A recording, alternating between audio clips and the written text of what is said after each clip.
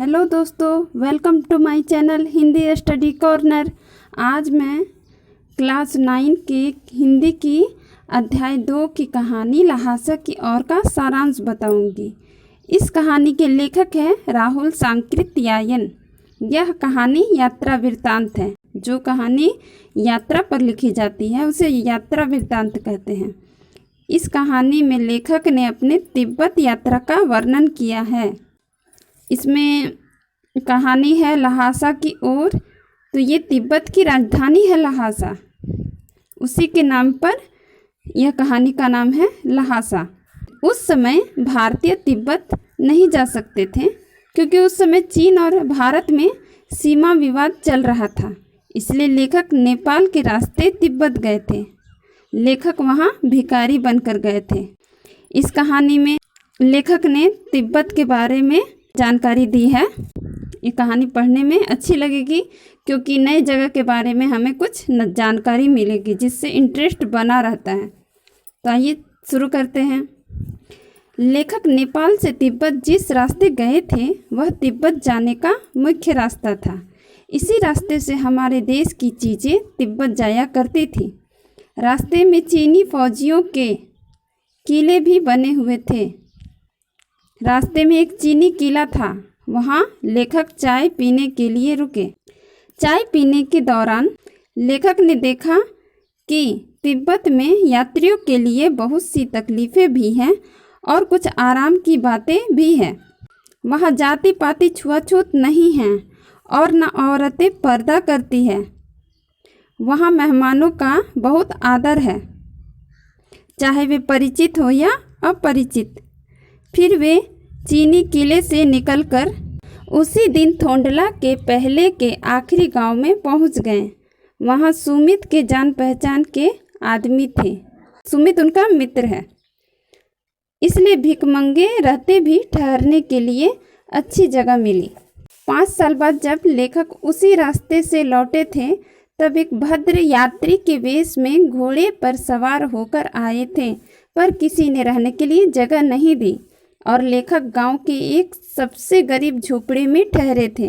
बहुत कुछ लोगों की उस वक्त की मनोवृत्ति पर निर्भर है। शाम के वक्त लोग छंड पीकर बहुत कम होश हवास को दुरुस्त रखते हैं। अब लेखक को डांडा थोंडला पार करना था। यह तिब्बत में सबसे खतरे की जगह है। 16-17 हजार फीट ऊंचाई होने के कारण दोनों तरफ कोई गांव नहीं होता था, इसलिए डाकुओं के लिए यही सबसे अच्छी जगह थी। तिब्बत में गांव में खून होने पर सज़ा मिल सकती थी, पर निर्जन स्थानों में मरे हुए लोगों के लिए कोई परवाह नहीं करता। सरकार खुफिया विभाग और पुलिस पर उतना खर्च नहीं करती, इसलिए कोई गवाह भी नहीं मिलता था। हथियार का कानून न रहने के कारण यहाँ लाठी की तरह लोग पिस्तौल बंदूक लिए फिरते हैं। गांव में लेखक को मालूम हुआ कि पिछले साल थोंडला के पास खून हो गया। शायद खून की लेखक परवाह नहीं करते क्योंकि वे भिखमंगे बनकर गए थे और जहाँ कहीं भी वैसी सूरत देखते टोपी उतार कर कुची कुची दया दया 1 पैसा कहते भीख मांगने लगते। फिर उन्हें पहाड़ की ऊंची चढ़ाई पार करना था और पीठ पर सामान लदा था, इसलिए लेखक ने सुमित को 2 घोड़े कर लेने को कहा। दूसरे दिन वे घोड़े लेकर ऊपर की ओर चले। यह रास्ता समुद्र तल से 17-18 हजार फीट ऊंची थी। फिर वे चढ़ाई खत्म करके उतराई के रास्ते पर थे। 1 और सवार साथी उनके साथ थे। लेखक का घोड़ा धीमा चलने लगा। लेखक समझे कि चढ़ाई की थकावट के कारण ऐसा कर रहा है। धीरे धीरे वह बहुत पिछड़ गया। एक जगह 2 रास्ते फूट रहे थे। वे बाएं का रास्ता ले मील 1.5 मील चले गए। एक घर से पूछने पर पता चला कि लंकोर का रास्ता दाहिने वाला था। फिर लौटकर उसी रास्ते को पकड़े। फिर वे 4-5 बजे के करीब गांव से मील भर की दूरी पर थे, जहां सुमित उनका इंतजार कर रहे थे। देर से पहुंचने के कारण सुमित नाराज होने लगे। तब लेखक ने कहा कि उनकी गलती नहीं थी, उन्हें घोड़ा ही ऐसा मिला है। इसके बाद वे तिंडरी के विशाल मैदान में थे। जो पहाड़ों से घिरा हुआ था, टापू की तरह लग रहा था, जिसमें मैदान के भीतर एक छोटी सी पहाड़ी दिखाई पड़ती है। उस पहाड़ी का नाम है तेंड्री समाधि गिरी। गांव में सुमित के बहुत अधिक यजमान थे। वे उन्हें कपड़ों के गंडे बनाकर देते थे। गंडे का मतलब होता है तावीज। गंडे खत्म नहीं होते थे, क्योंकि गंडे खत्म होने पर किसी भी कपड़े से गंडे बना लेते थे। सुमित अपने यजमानों के पास जाना चाहते थे। लेखक ने सोचा कि यह तो हफ्ता भर उधर ही लगा देंगे, इसलिए उन्होंने सुमित से कहा कि जिस गांव में ठहरना हो उसमें ही गंडे बांट दो, आसपास के गांव में मत जाओ। दूसरे दिन उन्हें कोई भरिया यानी कि सामान ढोने वाला नहीं मिला, तो उन्हें तेज धूप में चलना पड़ा। तिब्बत में धूप बहुत कड़ी मालूम होती है। हालांकि थोड़े से मोटे कपड़े से सिर ढक लेने से गर्मी खत्म हो जाती है। लेखक 2 बजे सूरज की ओर मुँह करके चल रहे हैं।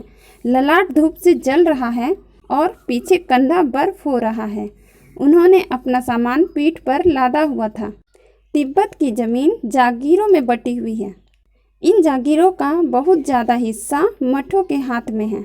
जागीरदार खुद खेती करते हैं, जिसके लिए मजदूर बेगार में मिल जाते हैं। खेती का इंतजाम देखने के लिए भिक्षु भेजा जाता है, जो जागीरदार के आदमियों के लिए राजा से कम नहीं होता था। शेखर का मुखिया बड़े भद्र पुरुष थे। वे लेखक से बहुत प्रेम से मिले। यहाँ एक मंदिर था, जिसमें कंजूर की हस्तलिखित 103 पोथियाँ रखी हुई थी। लेखक का आसन भी वहीं लगाया गया। वह मोटे कागजों पर लिखी हुई थी। एक पोथी का भार 15 सेर के लगभग था, यानी 15 किलो। लेखक पुस्तकों को पढ़ने लगे। सुमित अपने यजमानों से मिलने चले गए और उसी दिन दोपहर तक वापस आ गए। फिर उन्होंने अपना अपना सामान पीठ पर उठाया और भिक्षु नमसे से विदाई लेकर चल पड़े।